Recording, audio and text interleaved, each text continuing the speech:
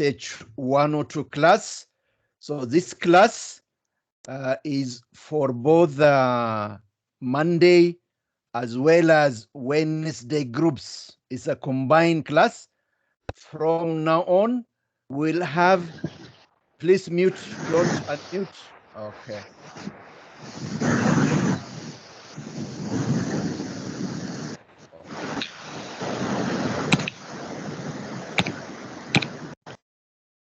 Because of this very bad student, I'm going to mute all of you.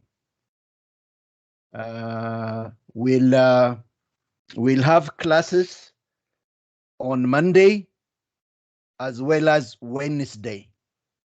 Monday at 1, from 1 to 3, and then on Wednesday from 11 to 1. This way, we'll be able to finish our course without any rush. It will also give us time to have a tutorial discussion. And I have already set the assignments 1 and 2 in SOMAS, and you are requested to submit this assignment by 15th of this month. You have about 1 week to do the assignment and submit using the SOMAS platform. And if you go to SOMAS, I've also given you instructions on how to submit, upload documents in the SOMAS platform. If you have any challenges regarding on how to submit your assignment, you can always talk to me. I can guide you. But by now, you guys should be very experienced because you have done exams using both the SOMAS and eClass platforms. So let's go back to our class. In the previous classes, we were discussing the concept of resonance. Resonance comes in as a theory when we fail to represent the structure of a compound by a single structure.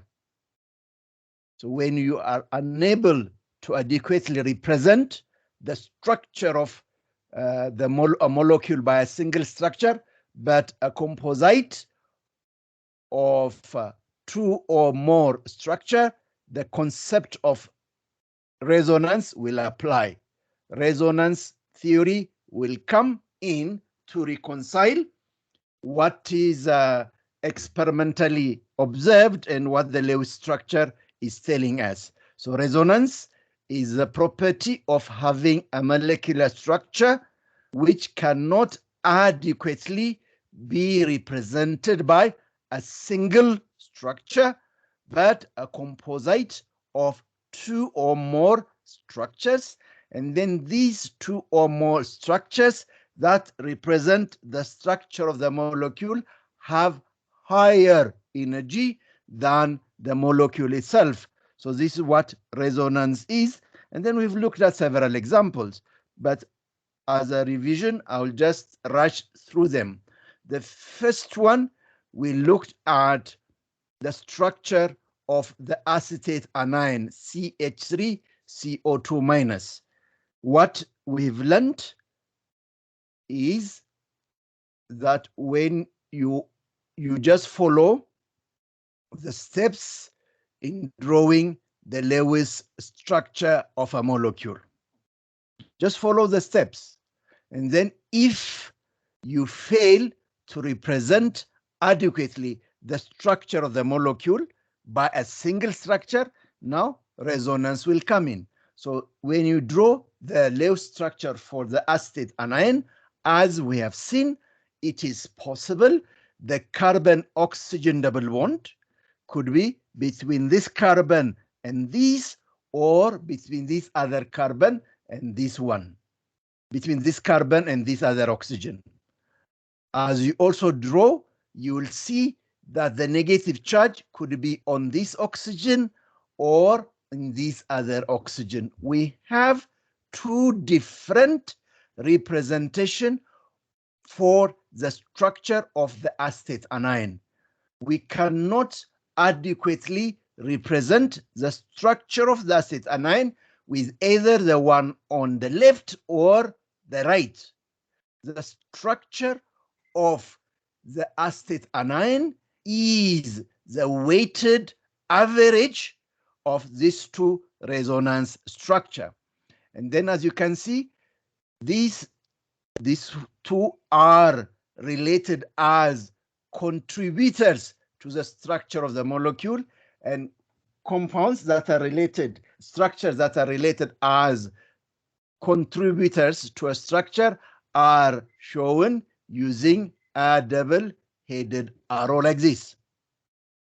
And then the resonance contributors, they are all drawn in a square bracket to say that the structures you have in this square bracket represent the same molecule, the acetate anion.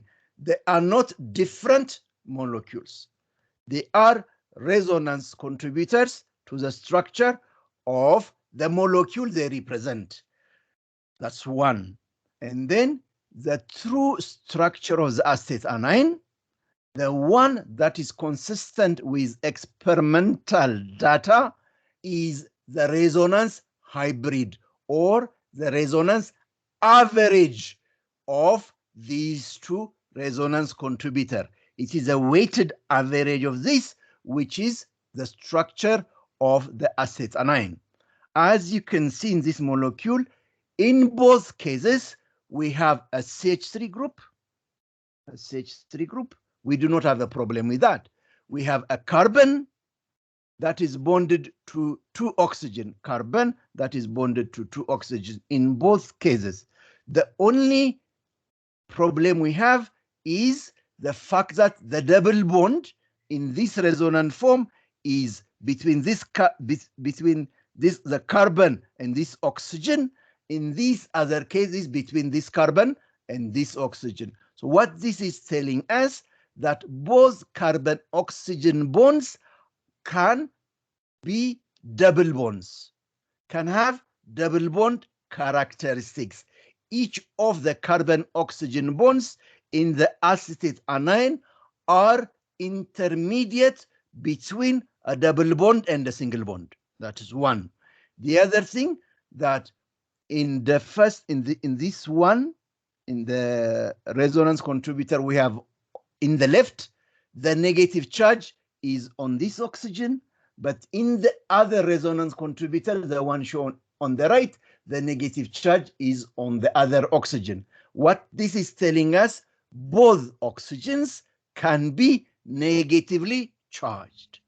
Okay, as a result, the true structure of this molecule must show this fact, that the two oxygens are negatively charged.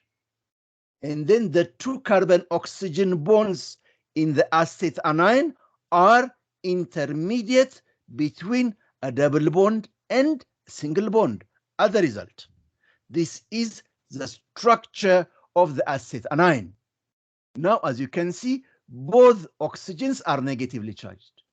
The total charge on the acetate anion is -1. The total charge on each of the oxygens of the two resonance contributors is -1. This -1 charge is equally shared by the two oxygens. As a result, the charge on each of the oxygen is -half and -half. -half plus -half is -1. And then we are showing this dashed line to indicate each of these carbon-oxygen bonds are intermediate between a single bond and a double bond. So the net sum of the valid resonance structures is defined as the resonance hybrid. The weighted average, or the net sum of the various resonance contributors, is known as the resonance hybrid. And then it is this structure that is consistent with experimental data. none of the resonance contributors, the one shown in the left or in the right, represent the structure of the acetanide. None of them. The true structure of the acetanide is the resonance hybrid. So the net sum of valid resonance structures is defined as a resonance hybrid, which represent the overall delocalization of electrons within the molecule. The electrons are not localized. When you look at each of the resonance contributors, you will see the negative charge or the additional lone pair of electrons in this particular resonance contributor is on this oxygen. In the other case, it is on the other oxygen. They are localized. But in the resonance hybrid, they are delocalized. They are equally shared by the two oxygens. And then the other thing which you also discussed is the fact that resonance has implication on stability. A molecule that is represented by resonance is more stable than a molecule which is not represented by resonance. Because if you look at each of these individual resonance contributors, you'll see on each of the oxygens, we have a negative charge, a -1 charge. The charge on the oxygens are -1. The full negative charge is on the oxygens of the two resonance contributors. And as a result, they are reactive. They are reactive because they are negatively charged. They will be reactive because they are positively charged. So the moment a species has got a full, the moment any atom has more charges, be it positive or negative, it will be very reactive because it is the presence of excess of electrons becoming negatively charged or deficiency of electron becoming positively charged that makes the molecule to be unstable. So each of these resonance contributors, they are very unstable, they are very highly reactive. But when you look at the resonance contributors, the oxygens, each of the oxygens have a -1/2 charge. The negative charge on the oxygen is only -1/2 compared to the resonance contributor where the charge on the oxygen is -1. So the resonance contributor, since it has less charge than each of the individual contributors, it is more stable. So molecules that are represented by resonance are more stable than those that are not represented by resonance. I know you guys, you might have questions or might have problems. Let me allow you to unmute, okay? And then I expect you to remain unmuted unless you have a question, okay? So I will just allow it for now. If people start to disturb, I will just put it on that format where you are unable to unmute, okay? Good. So, excuse me, sir. Yes. So when you talk of this resonance hybrid, when we are drawing the resonance hybrid, we now don't need to follow those rules that we were using, that were guiding us to do the Lewis structure, those things to do with the octet rule. What? Because I can identify the carbon has been bonded, but the bonding is not, the octet rule has not been accomplished.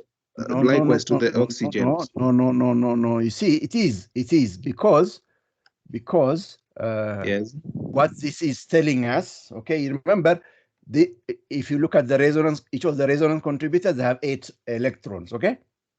Isn't yes. it? Each of the carbons. Yes. Even here, because we have not taken away, see, what we did when we were drawing the resonance hybrid, instead of making this carbon-oxygen double bond well, what we did is we made both carbon-oxygen bonds intermediate between a double bond and a single bond. We have not taken away the electrons, except that those electrons are shared equally between the two bonds. Okay? So still follows the octet rule. Okay? Maybe in the next one, I will represent it better. Okay? Let me just give you the example. Yes, because I can't understand this one to some extent. Okay, let me just give you the next example. Okay, and then I must make sure you understand. Okay? Yes. And let's look at the nitrate ion. Okay? NO2 minus. And what we said when drawing whether a molecule has resonance or not, we do not have to worry. We just follow the steps in drawing Lewis structures. We follow the rules for drawing Lewis structure. We follow the steps. And then now, it is only now when you have more than one way of drawing the structure, now resonance comes in. In this particular case, if you follow the steps in drawing Lewis structure, you will come up with this structure. But where you have a double bond between between the nitrogen and this oxygen, but it's possible the double bond could be with this oxygen or with the other oxygen. 3 different possibilities. Yes. NO2 instead of NO3. Thank you very much. You are the best. Let me do it. Let me do it right. Okay. I'm sorry. Yes, it is NO3. Let me correct it right now.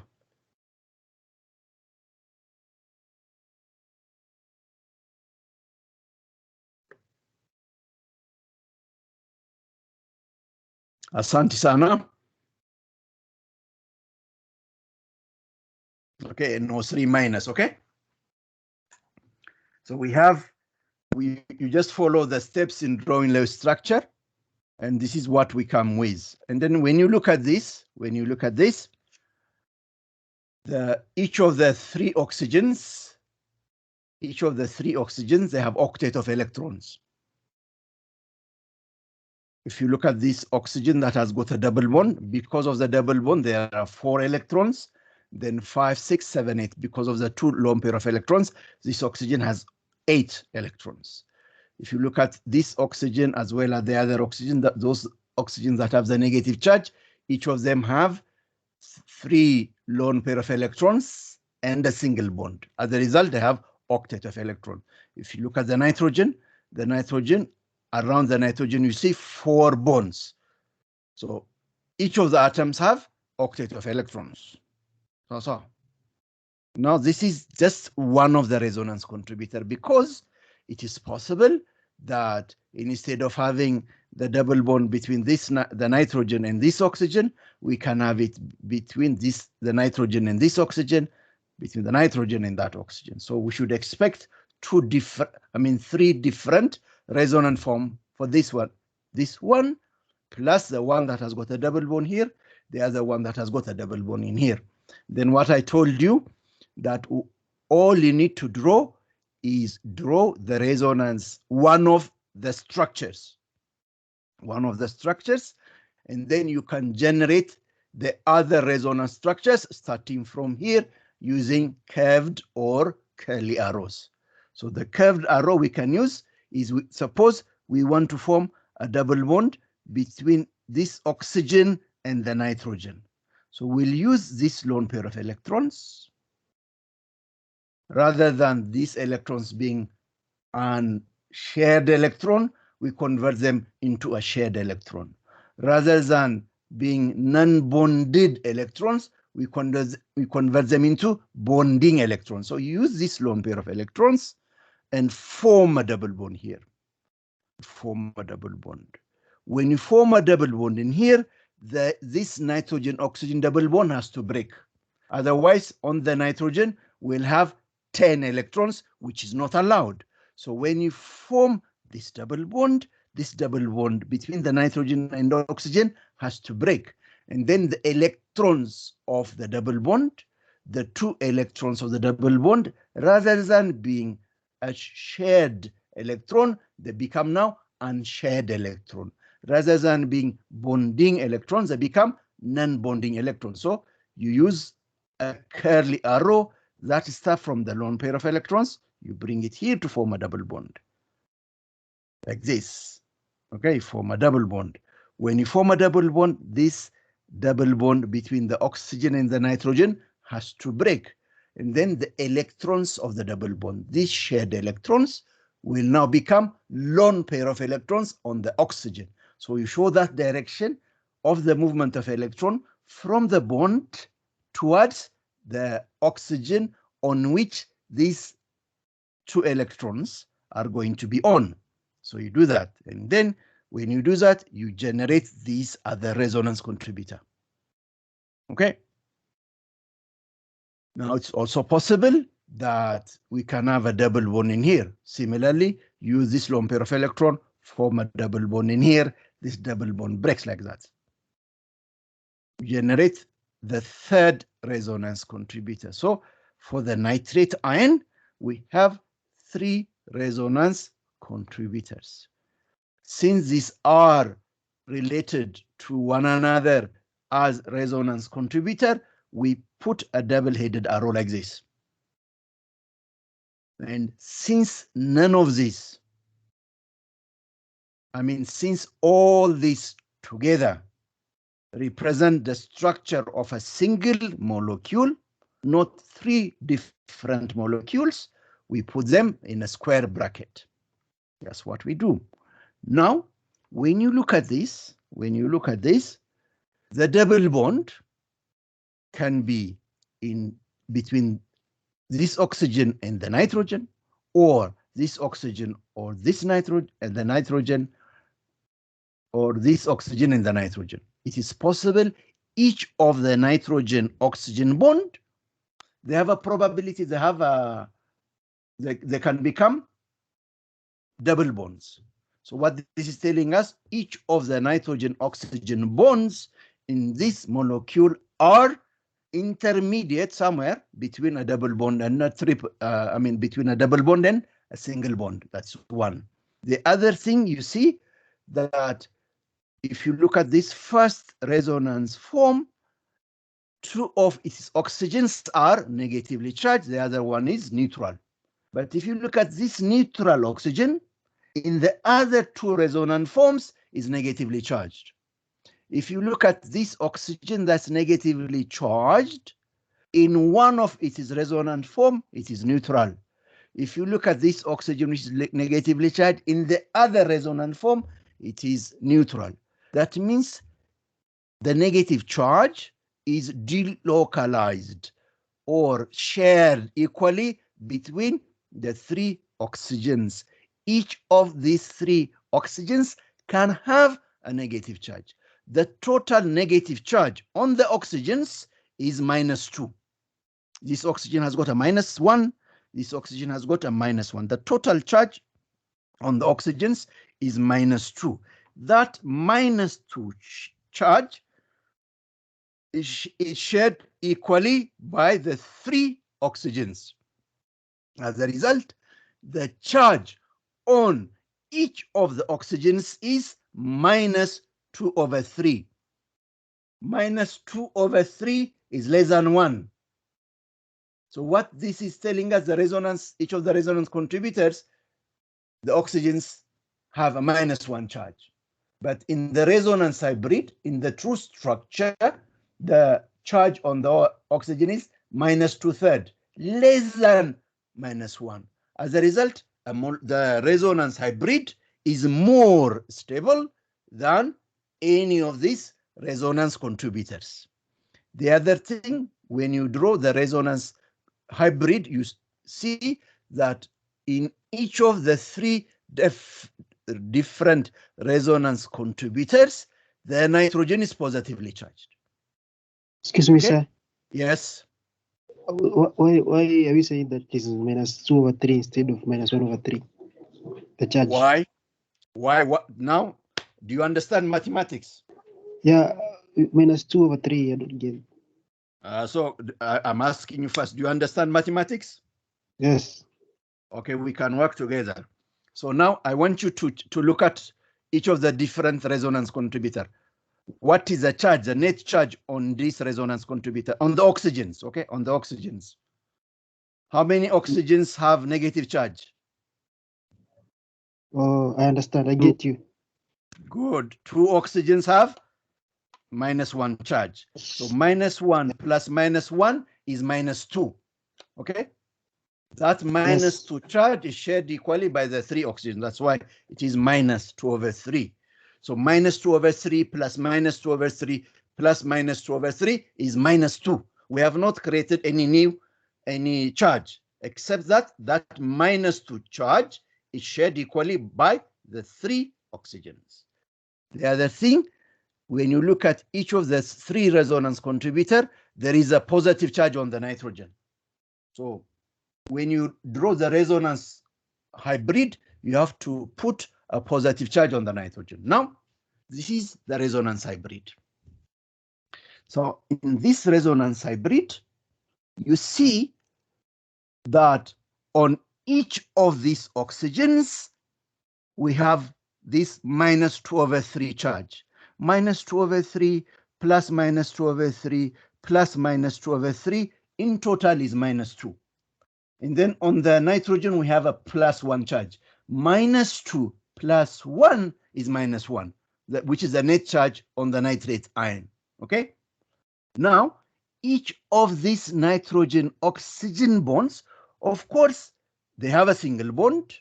On top of that, they have an additional bond. But this additional bond is not a complete bond. It is a dashed bond. It is a bond that is not a complete bond. A bond that is intermediate between a double bond and a single bond. So we have this dashed line, this dashed line, this dashed line. Now, of course, as the student who asked to say, now when you look at this nitrogen, you only see 3 bonds. The number of electrons around the nitrogen are only 6. It is not true, because these ones, the 3 dashed bonds together, all 3 of them together make 1 bond, and 1 bond is 2 electrons. Okay, so as a result, you have the 3 bonds plus the bond the 3 dashed bonds together make, that 1 bond will put an additional 2 electrons on the nitrogen. So the total number of electrons on the nitrogen is 8. And then the other thing which you should ask similarly is when you look at each of these oxygens, what you see is 6 electrons. 1, 2, 3, 4, 5, 6. 1, 2, 3, 4, 5, 6. Like that. Okay? But in each of these, we have a -2/3 charge. There will be a minus charge because of a species like an oxygen will have a -1 charge. Like this oxygen has got a -1 charge compared to this one, which is neutral. The charge on this oxygen is -1 because it has got these 2 lone pair of electrons. So -2/3, -2/3, -2/3. Those 2 electrons are distributed across the 3 oxygens. Even though I have not written them, you should see that they are there. Is it okay? The person who asked me the question first. Huh? Yes, I've understood. Okay, let me also do the same for the carbonate anion, okay? CO3 -2. Excuse me, sir. Excuse me, sir, Yes. before you continue. Yes, yes. Excuse me, sir. Mm-hmm. So what is the name of that dotted bond, the incomplete one? It is like you can say dashed bond, okay? Dashed. Okay. Dashed. What I want you to, you remember in the previous lecture, I talked to you about bond order. Bond order. B-O-N-D-O-R-D-E, a bond order. Now, if you have, please mute, if you have a single bond, the bond order is 1. If you have a double bond, the bond order is 2. If you have a triple bond, the bond order is 3. But the bond order for each of the nitrogen-oxygen bonds in this particular molecule is 1 plus 1/3. It is each of the bonds, the bond order, each of these bonds are 1.33, 1.33, 1.33. See, if you add 1.33 plus 1.33 plus 1.33, in total you get 4. What you should know, we have 4 bonds between the nitrogen and the 3 oxygens. If you look at each of the resonance contributors, you see there are 4 bonds between the nitrogen and the oxygens. Okay, so even in the resonance hybrid, still there are 4 bonds, except that the additional, except that whatever represents the double bond sort of is that one bond is shared equally between the 3 nitrogen oxygen bonds. Any other question? Yes, Excuse me. Yeah. How can we tell that the 3 dashed bonds brought together form one strong bond? One complete bond to mean now 2 electrons. Because you see, we are creating this. We have generated the resonance hybrid from what we see. Okay, and you have 3 different resonance contributors. Okay, so what you should know, the resonance hybrid is the average of these 3 different resonance contributors. Okay, the average. So when you look at each of these, so in this particular case, we have a double bond here. In this other case, the double bond is in here. In this other case, the double bond is in here, the additional bond. So the additional bond can be between the nitrogen and any of the 3 oxygens, okay? Yes. So that's what you are showing in here, between the nitrogen and any of the 3 oxygens. Okay. So to mean that, so maybe just the last question. So we can say that the dashed lines, when they're there, they represent the 3 different double bonds in 3 different oxygens. You see, so like when we now try to take this resonance hybrid, we can assume 2 dots and assume that the nitrogen has attained the octet using treating 1 dashed bond as a complete bond. Then we say it has now completed the octet rule. Yes, the 3 dashed bonds together, they become 1 bond. And then a bond is as a result of overlap of 2 electrons, isn't it? So on the nitrogen, you see 3 single bonds. Those ones have brought 6 electrons. And then the 3 dashed bonds together bring 1 bond. The 3 dashed bonds together represent 1 chemical bond. And then the chemical bond is as a result of overlap of 2 electrons. As a result, on the nitrogen, we have 6 electrons. Thank you. Any other question?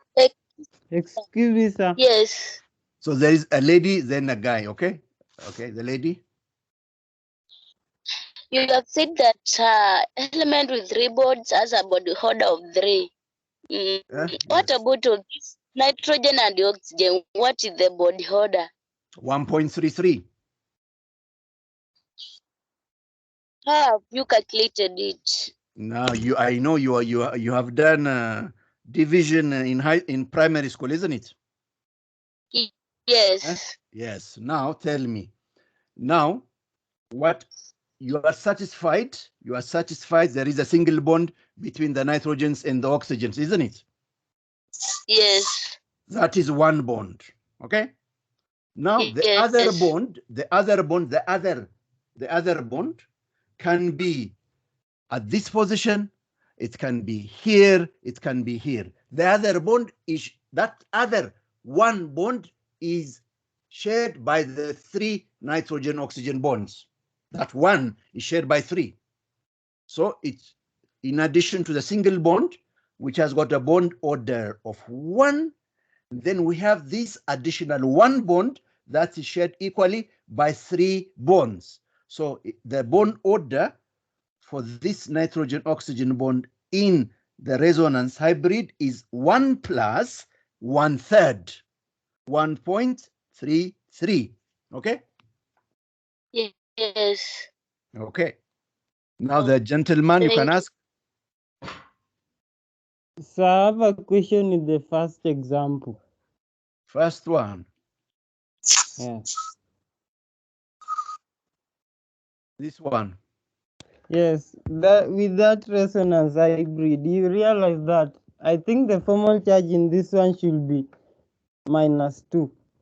Why? You see the carbon. Do you see the carbon? Yes.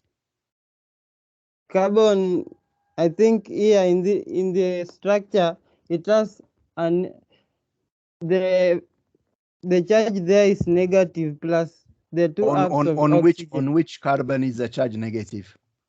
The carbon bonded to the 2 oxygen. Because see now, is this one negatively charged on this carbon?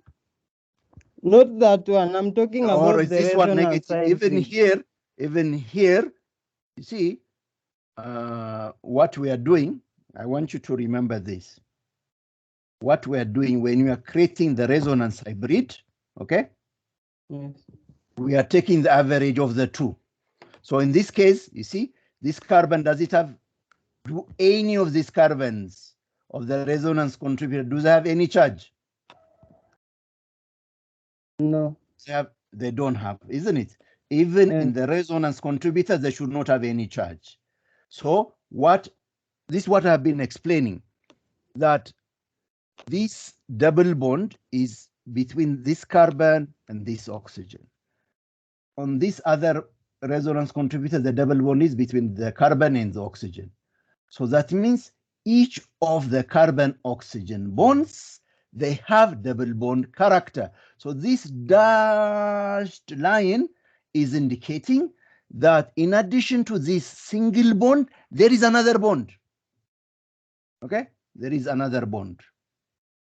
And then these other bond together, these dashed lines together represent one bond. And one bond is as a result of 2 electrons. Clearly, on the carbon, you see these 3, the solid lines representing 6 electrons. This 1, 2, this 1, 2, this 1, 2, 6 electrons. And then the dashed lines together, they represent 2 electrons. So as a result, the total number of electrons on the carbon is 8. So when you are drawing the resonance hybrid, you don't bring another thing. The resonance hybrid is just what you see in the different resonance contributors. And then if something is very common, for example, what is common in both cases, we have this CH3 is common, this CH3 is common. We do not have any issue. We have that CH3. The other thing that is common is the carbon is bonded to an oxygen, at least through a single bond. That is common. And then each of the carbons are neutral. That is also common. We bring it here. The only issue we have is where the additional double bond, the additional bond can be. The additional bond can be in here or in here. So to show that, we put dashed. I would have, if I have to draw it like these ones, okay? Like these ones, this dashed line, I would have also done the same in here. Just put a dashed line here, another dashed line. The 2 dashed lines together, there are 2 electrons. Is it okay? Sir. Yes. Excuse me, sir. Yes. I've not finished. You have not? I wanted to tell the girl who asked the question before me that when you want when she wanted to solve the answer for the question she asked, Yeah. you just take 2 minus that charge on the oxygen, then you will get the answer of the question she was asking. Yeah. Anyway, there will be a lot of course, the best way to learn is by solving problems. Okay, I'll give you more challenging problems than these ones in the assignments. Okay, so using this knowledge, you try to solve those problems. Then as you struggle to solve those problems, you learn a lot. And furthermore, we'll have a tutorial class to discuss this all the problems in the assignment. So I encourage you immediately after this class to go and solve the assignment problems. Is it okay? If you look at the carbonate anion, Yes. at the end of the day, this will be the resonance hybrid. The total charge on the oxygen is -2. This -2 -1 plus -1 is -2. That -2 charge is shared equally by the 3 electrons. So on each of the 3 electrons, we have a -2/3 charge, -2/3, -2/3, -2/3. When you add these -2/3 charges together, you'll get a charge of -2. Okay? So? Yes. Yeah. Okay. And then the other thing I want you to get it right is that resonance has implication for stability. See, when you look at these resonance contributors, the 3 resonance contributors, they have on 2 of the oxygens, they have a -1 charge, okay? A -1 charge. But when you look at the resonance hybrid, the charges on the oxygens is -2/3. For sure, -2/3 is less than -1, isn't it? Isn't it true? So Yes. Yes. what makes you see, like it's like, for example, what makes you unstable, you as a student, as a human being, what will make you unstable is one of the things that will make you unstable is lack of money. Okay, suppose you have rent to pay. Okay, and as a student, I expect the maximum house you will rent for probably is 5,000 shillings. Okay, 5,000 shillings. You are in the negative by 5,000 shillings. That makes you really uncomfortable. Okay, and suppose somebody comes and gives you 1,000 shilling. 1,000 shilling. Now you're only left with 4,000 shillings. Compared to what you were initially, you are in a better position. What makes you uncomfortable is the fact that you had this debt to pay, rent to pay. If someone comes and assists you in paying your rent by giving you some money, the problem is reasonably solved a bit. You are not as desperate as you were initially. So when you look at each of this oxygen, as well as the other oxygen, on these oxygens, we have a -1 charge. Okay, that 5,000 shillings of rent money to be paid. But when you look at the resonance contributor, it's no more -1, it is -2/3, less. Okay, less money to raise, less money to worry about. Okay, so when there is resonance brings stability. It's like, let me give you a scenario. It's like this. If you, for example, you have this 5,000 shillings rent to pay. Okay, you are in town in Nairobi, you do not have a room, you have to rent a room, and the charge is 5,000 shillings. And then suppose the only person you rely on to give you this 5,000 shillings is your parents. At the end of the day, it will be your mom or your dad or the family now, okay? That 5,000 shillings you must get from this family. This is one scenario where you do not have anyone else to help you pay the rent, but your parents. Now let's have another scenario. You are the last born in the family. And then you have adult siblings, okay? Who have financial muscles. Suppose you have 5 siblings. Now, let me say 4 siblings. Together with your parent, if they agree, now each of them to contribute 1,000 shilling towards your rent, it will be very easy to pay. So you have 5 people to share this burden of 5,000 shilling. Unlike a situation where only your parents come in to pay. So it is like, so you can now relate this to chemical structures. If you have a molecule that is represented by a single Lewis structure, and then let's say on this molecule you have a -1 charge, This is like a situation where you have only your parents to help you. You have to sort it out. So that is localized. It is only on that one. But if you have another molecule that has got a -1 charge, but that -1 charge can be on 5 different atoms, it will be shared by those 5. Each of them will take a burden of the negative charge. As a result, the negative charge on that atom will be shared by the 5, so it will be -1/5, -1/5, -1/5. It will be shared out. So resonance, that's what it brings.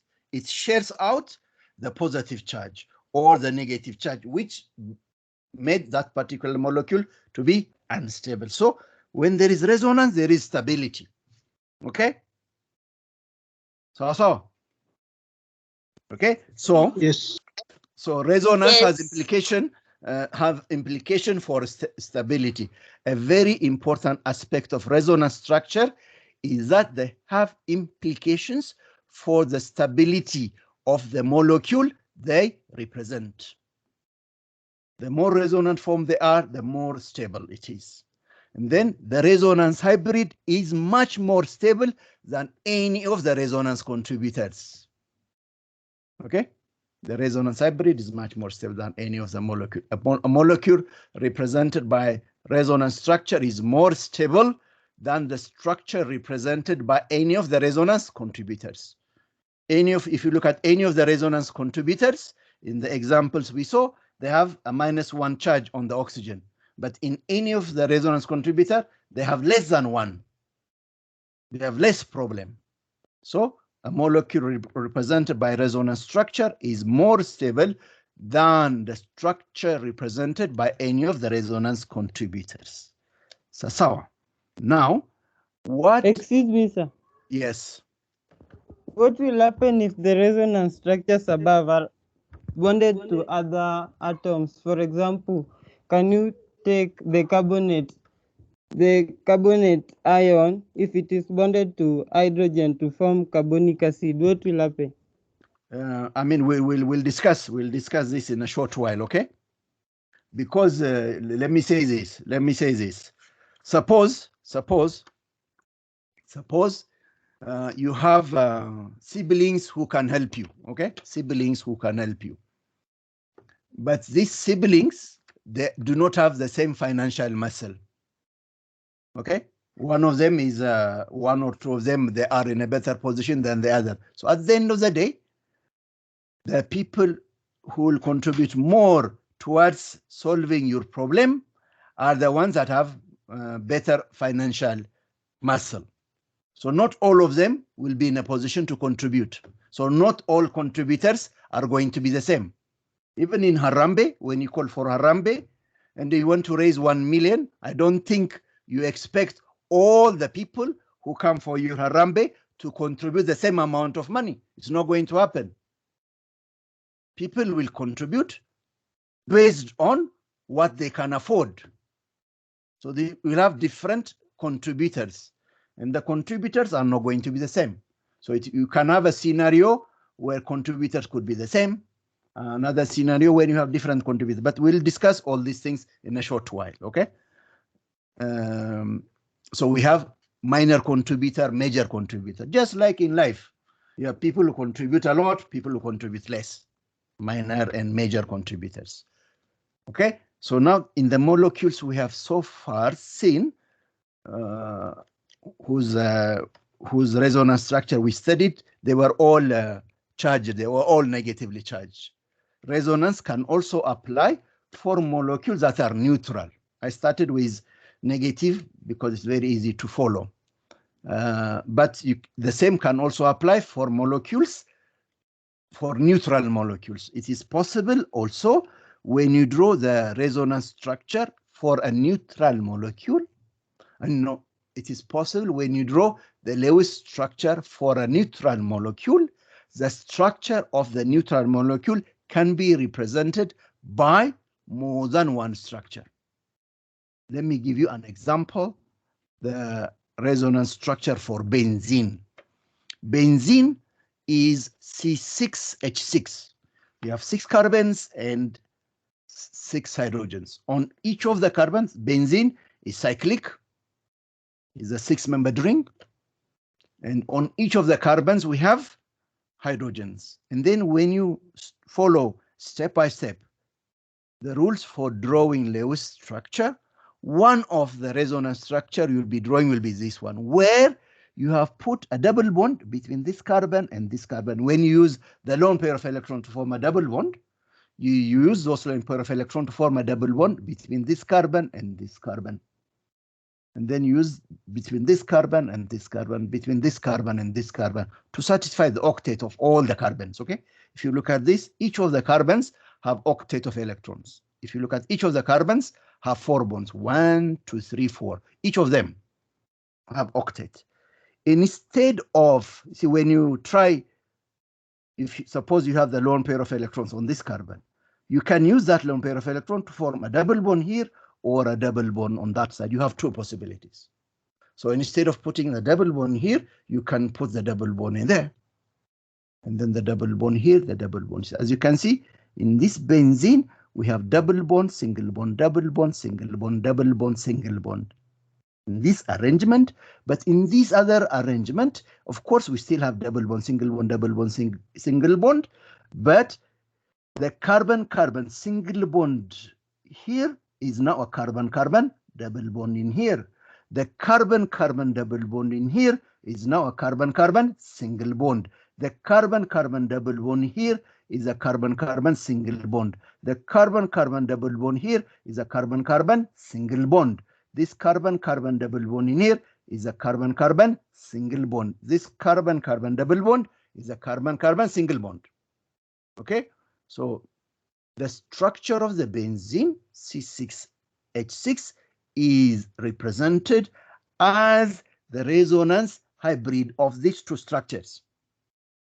Okay, so what this is telling us, each of the carbon-carbon bonds in benzene are intermediate between, hello, please mute.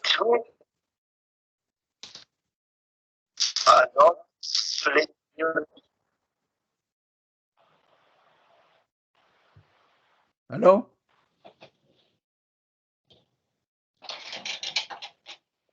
Can you tell me who this person disturbing is? Rescue Patricia. You are the one who is disturbing.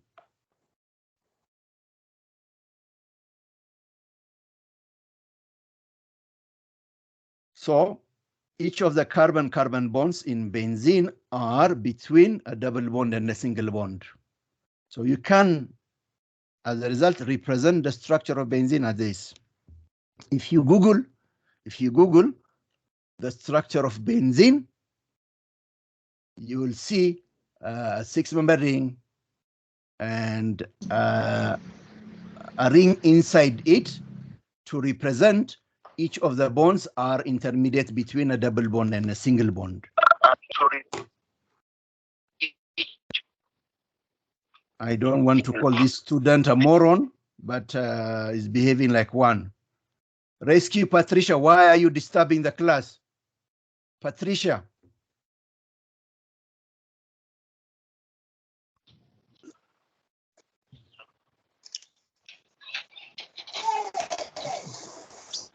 Very, very bad.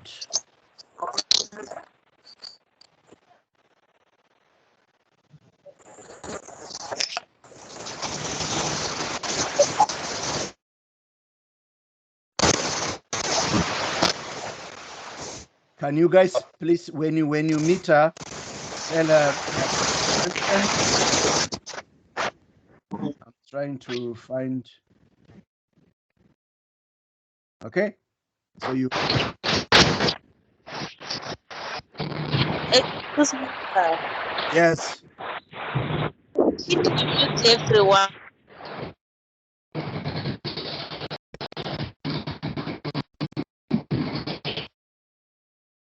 For me, it is very easy to do that. Okay, but I want you guys to behave like adults, responsible adults, so that if you have a problem, you can ask me question. But you have some irresponsible kids who are not interested anyway. So all the carbon-carbon bonds in benzene are equivalent. You remember, if you look at benzene, in benzene, we have 3 carbon-carbon double bonds. When you look at benzene, you might think is an alkene that has got 3 carbon-carbon double bonds. Therefore, benzene should be like an alkene. Remember, alkenes, they undergo addition reaction. But benzene does not undergo any addition reaction. The reason why benzene does not undergo addition reaction is because it is not as reactive as an alkene. Because benzene has got resonance structures. Resonance brings stability. So benzene as an aromatic compound is more stable than an alkene. That's why it is a whole different functional group. You remember, functional groups are the part of a molecule that allow us to group organic compounds based on their reactivity. The reactivity of alkenes and the reactivity of benzene is very different. Benzene or generally aromatic compounds, those that contain a benzene ring, but you'll study more about this in SH2O2 next year. Such type of compounds are very, very stable.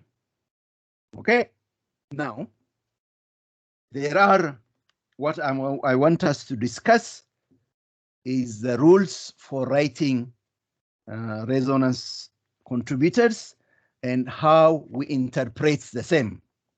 One of the rule is resonance structures are only written for compounds that are not adequately represented by a single Lewis structure. If the structure can be represented by a single structure, we do not have issue with that. The Lewis theory works, but it's only when you are unable to represent the structure by a single structure. Now we come to resonance. And then the different resonance contributors have the same connectivity.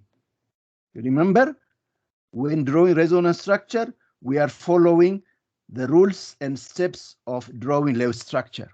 The first step in drawing Lewis structure is to determine how the atoms are connected to one another, which atom should be next to which one.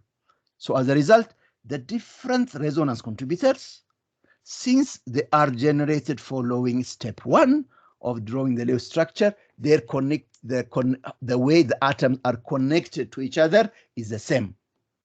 Only non-bonding electrons and electrons in multiple bond change locations from one resonance contributor to another. Of course, the electrons of the single bond are not involved. They are the ones that are there to join one atom to the other, with the other. And of course, the nuclei of the atoms in different resonance contributors remain the same. If you're drawing the Lewis structure for CH3CO2 minus, that's it. We have the 2 carbons, the 2 oxygens, and the 3 hydrogens, nothing else. You cannot bring sodium, you cannot bring gold, you cannot bring aluminum, etc. The nuclei remain the same. And then the structure of a molecule, the structure of the molecule is the weighted average of the different resonance structure. The structure of the molecule is the resonance hybrid. The resonance hybrid is the weighted average. So whatever is written after that, it will come clear as we discuss more. When resonance structures are identical, they are equally important description of the molecule. For example, in the case of the acetanine, we had 2 resonance contributors, and then the 2 resonance contributors are the same. They will be contributing the same way. In the case of even the nitrate NO3 minus, the 3 resonance contributors were the same. They contribute equally to the structure. And even the same in the carbonates, the 3 resonance contributors, they are identical. But when the 2 resonant forms are not equivalent, are non-equivalent, the actual structure of the hybrid resembles the more stable form more than it resembles the less stable form. Let me give you an example, a simple example to explain this. Suppose you have Harambee. You want to raise 100,000 shillings. I'm going to unmute. Hopefully, you guys will behave so that we can interact, okay? If not, I will just unmute everyone. Suppose you have 100,000 shillings to raise in Harambee. And then you call people, okay? You call people. And then you know people do not have the same financial power. Some will contribute more than the other. So if one of the guys whom you have invited came and contributed 90,000 shillings, who has solved the problem? It is this person, the person who has solved your problem more than any other is this person who contributed 90,000 shillings. The others together contributed the remaining 10,000 shillings. Okay, so not all contributors are the same. So the problem looks more like the person who has contributed more. The person who has come to closely solve all your problem is the one who contributed the largest amount, the one who contributed 90,000 shillings. So similarly, you have different resonance contributors. Then among these resonance contributors, one of them is very, very stable compared to the others. We'll discuss in a short while why a certain resonance contributor will be more stable than the other. So the one that is more stable is the one that closely resembles the structure of the molecule. That's what this statement is saying, and then we'll continue to discuss this. Then resonance hybrids are more stable than any of the Lewis structure used to describe them. The resonance hybrid is more stable than any of the different resonance contributors. Molecules described by resonance structures are said to be resonance stabilized. We call such type of molecules resonance stabilized. You will say this one is more stable than this one because this one is resonance stabilized. Okay, So in other words, resonance leads to stability.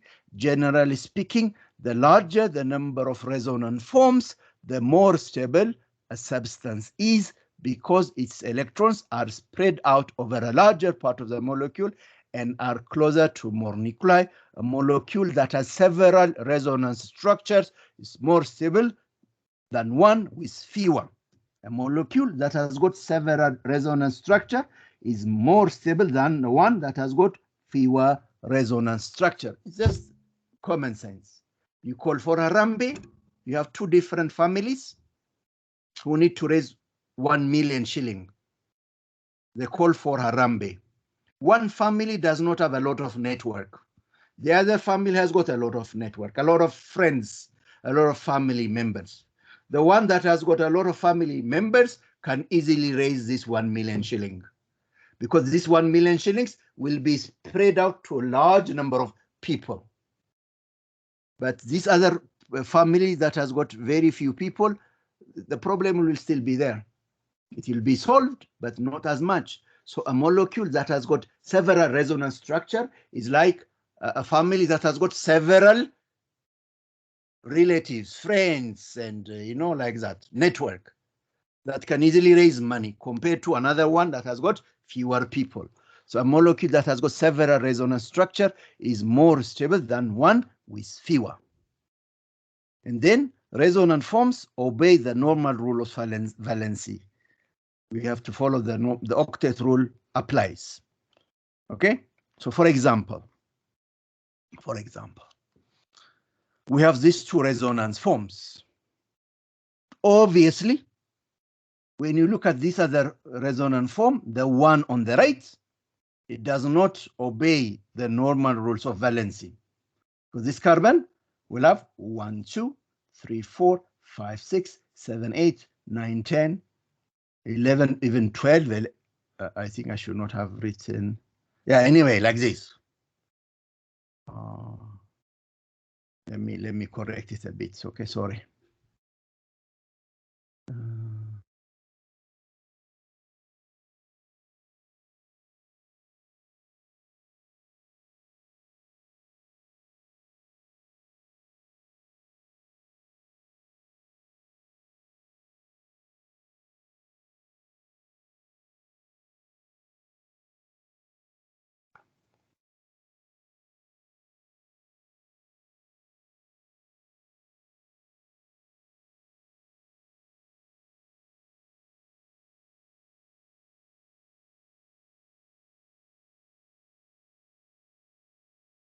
I can't hear you.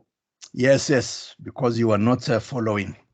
So if you look at this resonance contributor, on this carbon, we have 1, 2, 3, 4, 5, 6, 7, 8, 9, 10 electrons. This does not follow the octet rule. So this is not a resonance contributor. You cannot say this is a resonance contributor. So we cannot write this as a resonance contributor. 10 electrons on this carbon, not a valid resonance form. So a resonant form, all the different resonant forms must obey the normal rules of valency. A resonant form is like any other structure. The octet rule still applies, but this one does not follow the octet rule. So we cannot write a resonance form like this. It's not a resonance contributor. Individual resonant forms are imaginary, not real. The real structure is a composite or resonance hybrid of the different resonant forms. The different resonance contributors are not true structures, they are imaginary structures. These imaginary structures, they contribute towards the structure of the hybrid. It is the hybrid which is the true structure, but these different resonance contributors are imaginary, they are not real. The true structure is the hybrid. Okay, so what I have said now, as we come to discuss another point, the resonance contributors shown for the 4 examples we have discussed so far are equivalent to each other. As a result, they contribute the same. For the acetate, we have 2 resonance, they are the same. For the nitrate, we had 3 resonance contributors, they are equivalent. For the carbonates, we have the 3, they are equivalent. For the benzene, we have 2 resonance contributors, they are equal. But this is not always the case. Okay, let's look at this. Now, this is an acetone anion.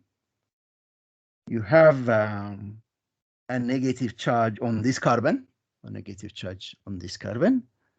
Now you can write, if you were to draw the Lewis structure for CH2COCH3, one of the structures you will be drawing will be this one, where you have a negative charge on this carbon. You can generate the other resonance form from this. You can use this lone pair of electrons. You can form a double bond in here. When you form this double bond, this carbon-oxygen double bond breaks. The electrons of that carbon-oxygen double bond will now be on the oxygen. So we have this other resonance contributor. Okay? These are resonance contributors. But when you look at this resonance contributor, they are not the same.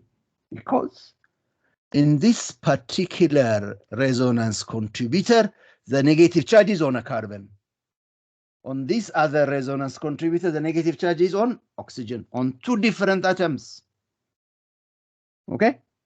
You remember, the negative charge is a problem. It's the negative charge that makes this molecule to be unstable. In one resonance form, we have a negative charge on a carbon. In the other resonance form, we have a negative charge on oxygen. 2 different atoms. On one of the atom, the negative charge is reasonably accommodated than the other. One of them can take in the negative charge easily compared to the other. It's like this. If you have 2 families, and then these 2 families happen to have the same problem, that they have to raise 100,000 shillings. And the way they handle this 100,000 shilling problem is not the same. It all depends on the strength of their finances. The one that are poor, the family that is very poor, this 100,000 shilling becomes a very big problem. The one that has endowed, that has resources, this 100,000 shilling, it is like that. Okay, so in this particular case, you can use the same scenario. In the resonance form in the left, we have the negative charge on the carbon. In the resonance form on the right, we have the negative charge on oxygen, 2 different atoms. Which one do you think can handle the negative charge? The carbon or the oxygen? Which one can? Omega can say it's oxygen. Oxygen. Because oxygen is more electronegative than carbon, okay? An electronegative element can accommodate a negative charge than a less electronegative element. As a result, this resonance form has got a negative charge on carbon. This one has got the negative charge on oxygen. Now, which one of these 2 is more stable? Is it the one that has got the negative charge on the carbon, or is it the one that has got the negative charge on the oxygen? The one with Oxygen. oxygen. Now, when you are drawing the resonance hybrid, we say the resonance hybrid is the average of the different resonance contributors. Not just average, weighted average. Each of these resonance contributors, they have different weights. This one, the one you have the negative charge on the oxygen, can accommodate the negative charge better than the one that has got the negative charge on carbon. So the one that has the negative charge on oxygen is more stable than the one that has the negative charge on the carbon. So the resonance contributor looks like or closely resembles the one that has got the negative charge on the oxygen. So if you are calling these 2 guys for Harambe, the one that has got the negative charge on the oxygen will be a major contributor. The other one will be a minor contributor. So not all resonance contributors are the same. Okay, so we can have minor contributor and major contributor. Okay, so it is better to have resonance contributors that are the same, that are equally stable, than to have a situation where you only have one major contributor. The other ones are minor contributors. For example, you call for Harambee. And then you want to raise, for example, 100,000 shillings. Okay, 100,000 shillings. Now let's make it simple, 10,000 shillings. Okay. Now you, as a family, you sit and prepare a list of the people to invite, whom you rely on. And then you identify 10 people that have equal financial muscle.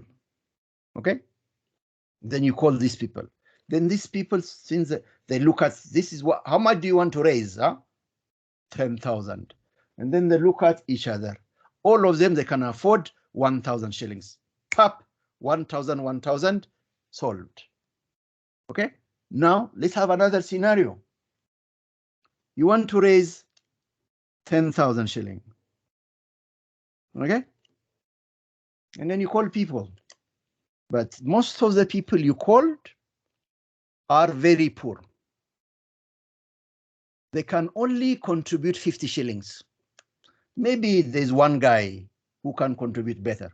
Do you think if these other people together raise 1,000 shillings, do you think this other guy who is in a better position than these other people, do you think will this other guy find it easy to raise the remaining 9,000 on his own? It's not going to be easy. Okay, so it is better to have equal contributors. So resonance form that has equally stable contributors is more stable than the one that has got different levels of stability, contributors that have got different levels of stability.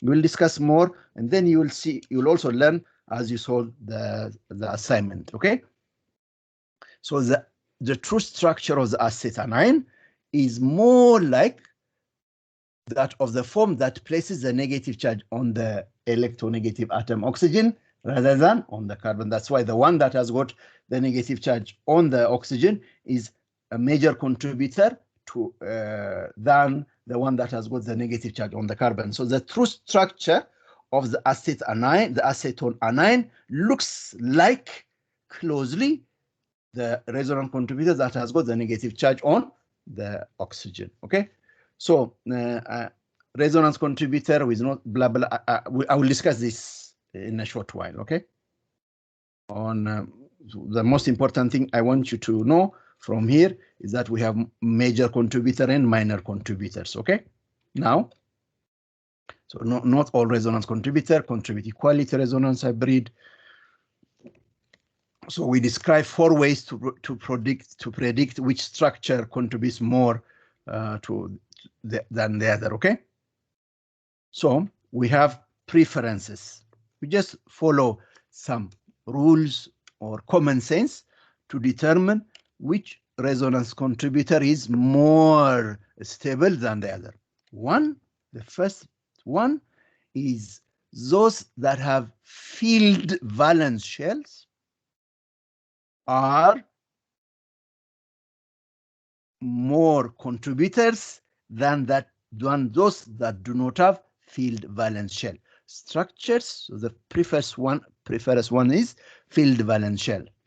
Structures in which all atoms have filled valence shell, complete octets, contribute more than those in which one or more valence shells are unfulfilled. So for example, if you look at this resonance contributor, if I start from this one, just to show you that I can generate this one from the one on the left, I can generate it from the one on the right. All I need to do is I use this lone pair of electrons and use those electrons to form a double bond in here. Because this carbon has deficiency of electron, it is positively charged. And then you have this oxygen that has got lone pair of electrons. This oxygen can use its lone pair of electrons and form a double bond like this. When the oxygen does that, the positive on the oxygen will have a positive charge because the oxygen will have used its own electrons to form a double bond with the carbon. So the oxygen will become positively charged, but the carbon that was positively charged now becomes neutral. So these are the two resonance contributors. Or in other words, you can break the electrons of the pi bond and then put those electrons on the oxygen. So these bonding electrons become non-bonding electrons. In the process, the carbon loses electrons, it becomes positive. You have these two resonance contributors. Now let's analyze these resonance contributors, each of them separately. Let's look at this one. We do not have any issue with the other part of the molecule. Where we have issue is between the oxygen and the carbon, between these oxygen. So we look at the oxygens and the carbon. When you look at this oxygen has got 1, 2, 3, 4, 5, 6, 7, 8 electrons. The same when you look at this carbon has got 1, 2, 3, 4, 5, 6, 7, 8 electrons. Both the carbon and the oxygen have octet of electron in this particular resonance contributor. But when you look at this other resonance contributor, the oxygen has 1, 2, 3, 4, 5, 6, 7, 8 electrons. But the carbon has got only 1, 2, 3, 4, 5, 6 electrons. It does not have octet of electrons. Therefore, between the two resonance contributor, this one is less stable because one of its atom, the carbon, does not have octet of electrons. These two are resonance contributors, but they are not going to contribute the same. This resonance contributor will be a minor contributor, while this one will be a major contributor.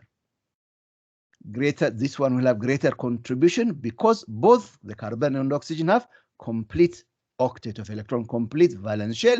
This one will be a less contributor because the carbon has got only 6 electrons in its valence shell.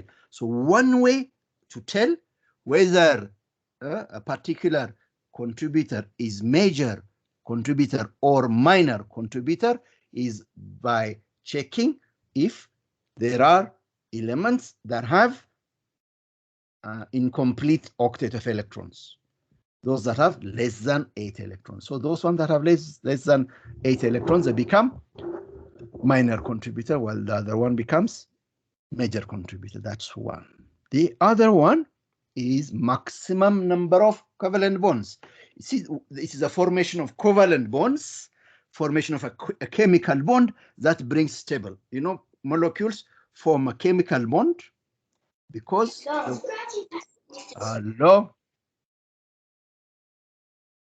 because the process of formation of a bond brings stability to them.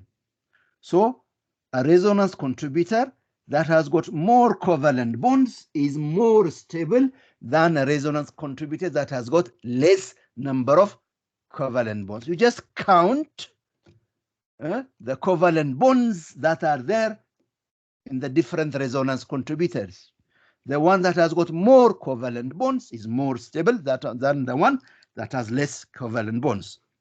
Obviously, when you look at these two resonance contributors, you see in this one, we have this additional bond than compared to this.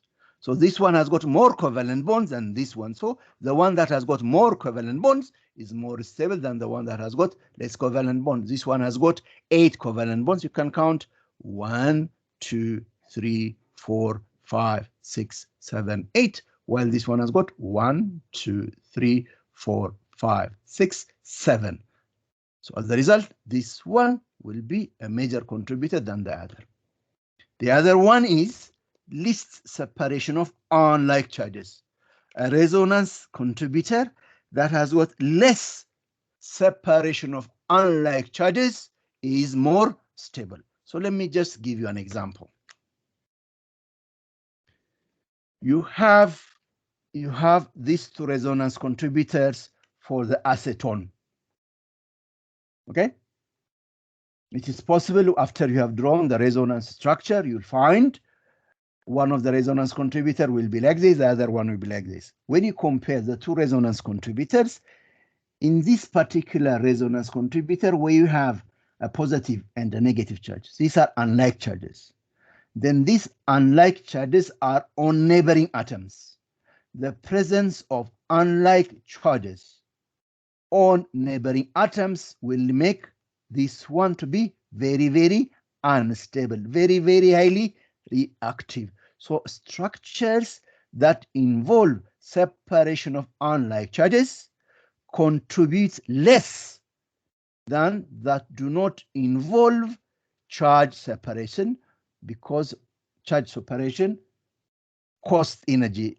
Charge separation increase the energy of the molecules. They become very unstable. So between the two resonance contributors, this one is more stable, greater contribution, because it does not have separation of unlike charges. This one is a less contributor because it has got separation of unlike charges. Okay, it makes sense. Now, another rule, the fourth rule says, if you have to have a negative charge, it is better to have that negative charge on a more electronegative atom. If you have to have a positive charge, contrary to this, or conversely, it is better to have the positive charge on a less electronegative element than the positive charge on a more electronegative element. So if you look at carbon and oxygen, it's easier to have a negative charge on oxygen than a negative charge on carbon, because oxygen is more electronegative than carbon. Oxygen can easily handle the negative charge. You have the same scenario. This time, instead of being negatively charged, it is positive. So you can have a positive charge on a carbon or a positive charge on the oxygen. It is better to have the positive charge on the carbon than the positive charge on the oxygen. So the species that has got a negative charge on more electronegative atom is more stable. And then the species that has got a positive charge on less electronegative element is more stable. So structures that carry negative charge on a more electronegative atom contribute more than those with a negative charge on a less electronegative atom. Conversely, structures that carry a positive charge on a less electronegative atom contribute more than those that carry the positive charge on a more electronegative atom. Let's just look at, okay, I wish I had, okay, let me just organize it a bit.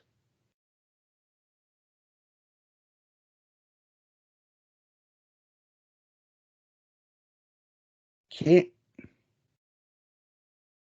So if you look at this, we start from the acetone, this, number 2.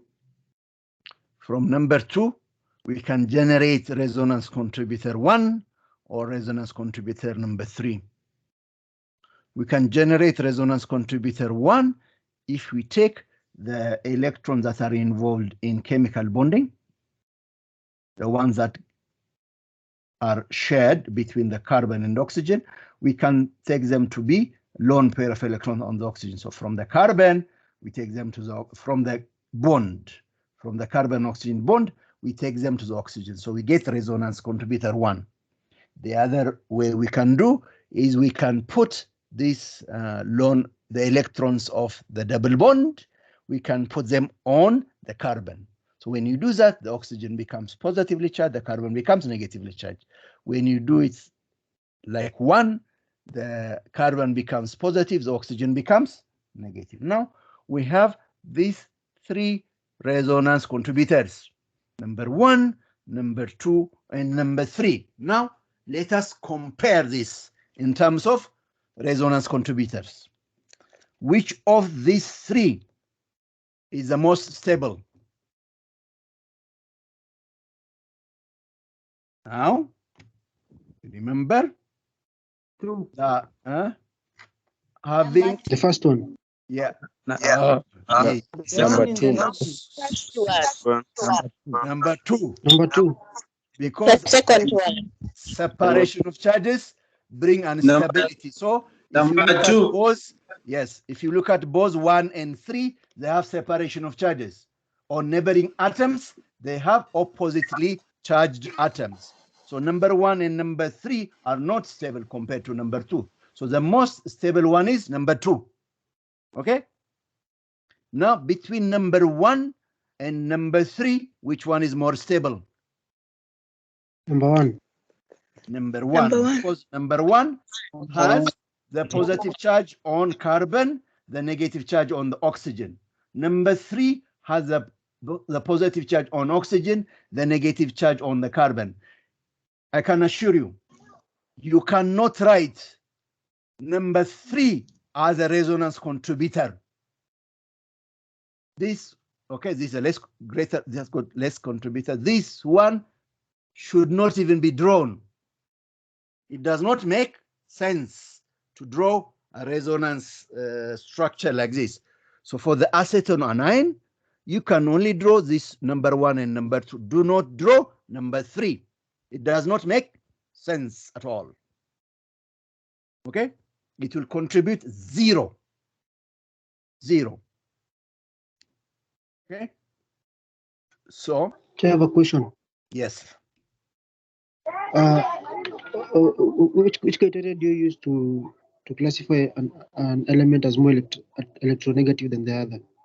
You have not studied about electronegativity? Okay. Anyway, we will in this unit talk about electronegativity maybe the week after, okay? But electronegativity is a measure of the tendency of an atom to attract electrons in chemical bonding towards itself. See, when you have a chemical bond between 2 elements, when you have a bond between 2 elements, the electrons between the 2 elements are not going to be shared equally. We'll discuss this more in detail later. One of the elements will want to have a great share of the electrons than the other. The one that has a tendency to have a larger share of the bonding electron is more electronegative. So if you look at the periodic table, in the periodic table, as you go from left to right, as you go from lithium, beryllium, boron, carbon, nitrogen, oxygen, fluorine, like that, electronegativity increases. Okay. So as a result, fluorine, forget about the noble gases which are not involved in chemical bonding. Fluorine in that period, in that row, is the most electronegative atom. And then as you go down a period from fluorine, chlorine, bromine, iodine, like that, as you go down the period, down a group, electronegativity decreases. So the most electronegative element is fluorine, followed by oxygen, nitrogen, like that, okay? But this trend we'll discuss later. For sure, you have carbon, nitrogen, oxygen, fluorine, okay? So oxygen is further than carbon as you go like that, okay? So as a result, oxygen is more electronegative than carbon. We'll discuss this later, but I thought you studied these things in high school as well as with Dr. Madadi, but it's okay. So now, yes, let's look at some few examples as we finish this discussion on resonance. Okay? You remember the examples I gave you? The examples I gave you were either for neutral molecule, as in the case of benzene, and then the other ones were negatively charged. But positive charges can also be, ions that have positive charges can also have different resonance. So if you look at this one, you have a carbon-carbon double bond, okay? Carbon-carbon double bond.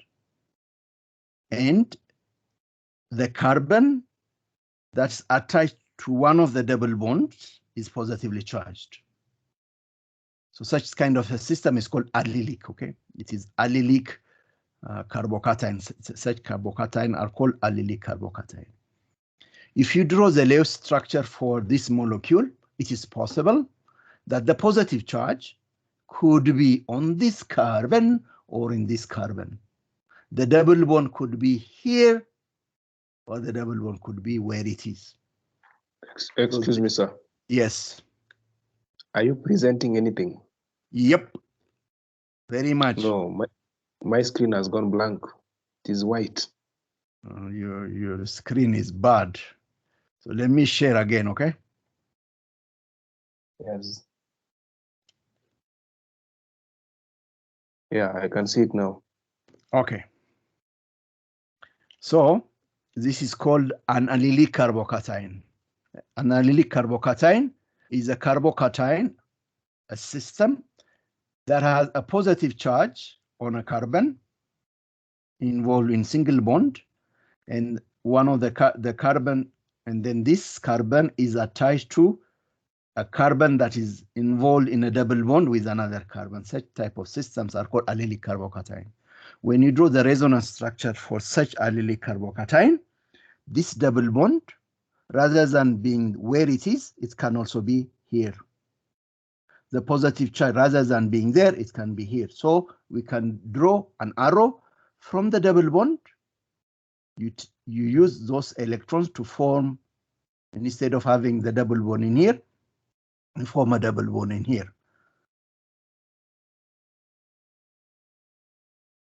Like that, you form this carbocation. Okay, so these two are resonant forms. The positive charge is not localized on this carbon, but also on this carbon. The positive charge is shared by the two carbons. This is called an allylic carbocation. The other type of system is where you have, these ones are called benzylic carbocation.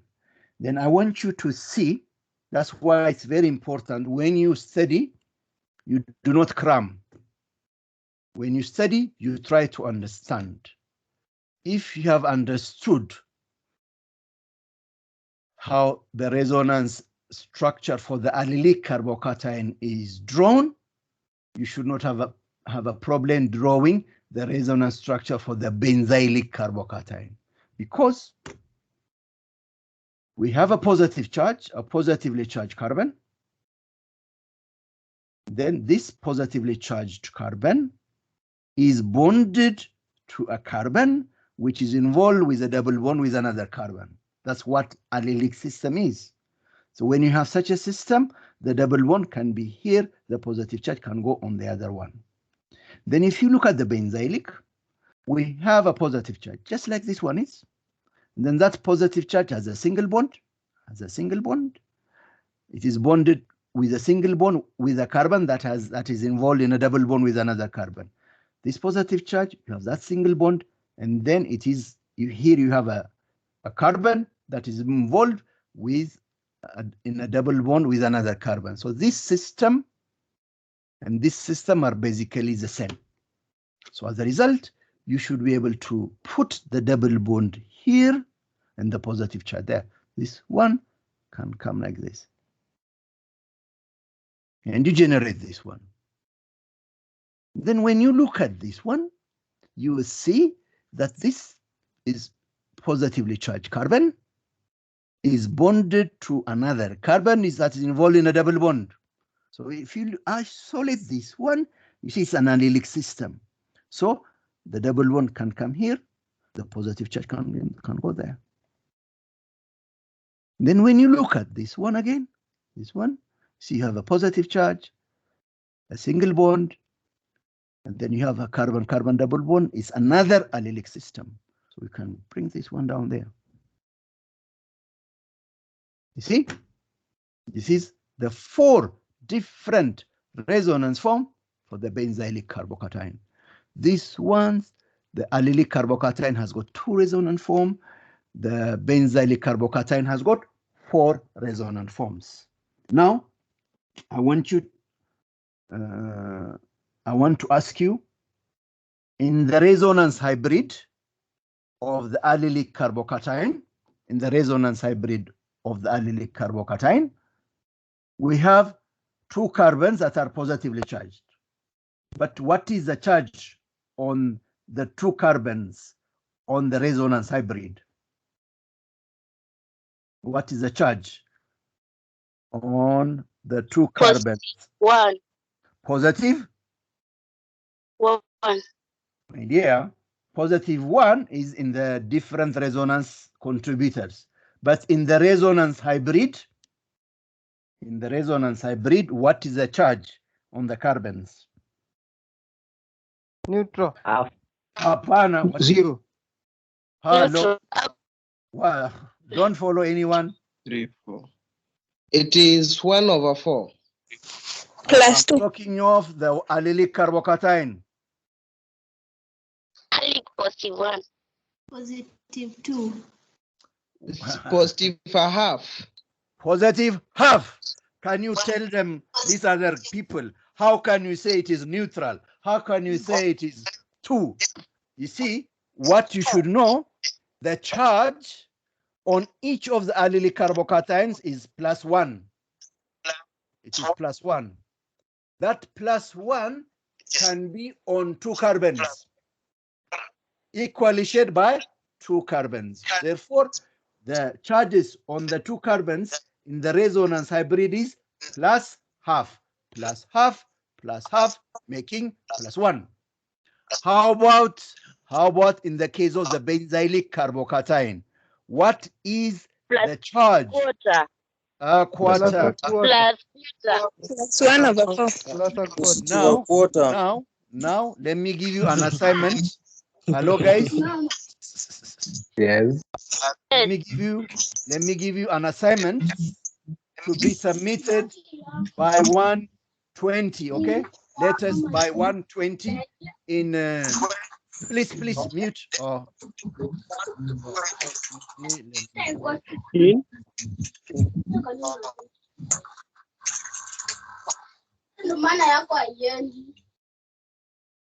You think this is a market? I will just silence you like that. Okay.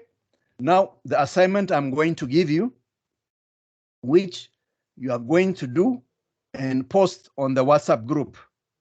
We have 2 different WhatsApp groups for the biology group and I-20, I-13, and I-15 group. Okay. I want you to draw the resonance hybrid for the allylic carbocation as well as for the benzylic carbocation. I want you to put dashed lines to represent the bonds. I also want you to put the charges, okay? And we have agreed for the allylic carbocation in the resonance hybrid, the charges are half plus half. In the benzylic carbocation, the charge is a quarter, okay? I want you to draw the resonance hybrid for both the allylic carbocation and the benzylic carbocation. I want you to show me where the positive charges are and what the size of the positive charge is, and then which of the bonds have dashed, which of the bonds have a dashed wedge, a dashed line.